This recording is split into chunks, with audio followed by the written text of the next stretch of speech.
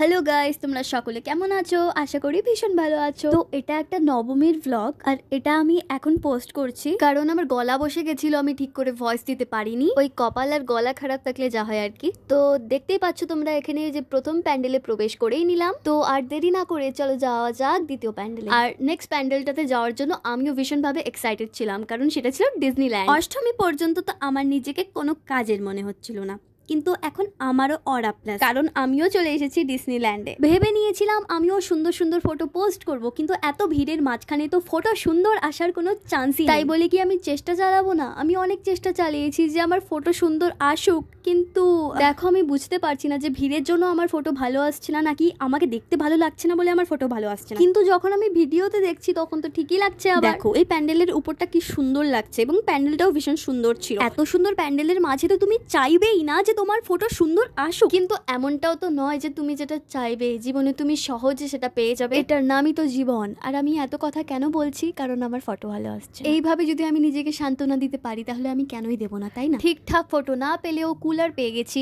এবার আমাকে কে। তারপর ফুচকা খেয়ে একটু চলে গিয়েছিলাম কলকাতায়। না, এটা কলকাতা না, এটা শিলিগুড়ি। আর এখানেও আমার ফটো ভালো আসছিল না, এতে কিছু করার নেই। কিন্তু তোমাদের ভিডিওটা ভালো লাগলে একটা লাইক দিয়ে দিতে পারো। সকলকে শুভ Bijoya, and tata, bye bye, and take care.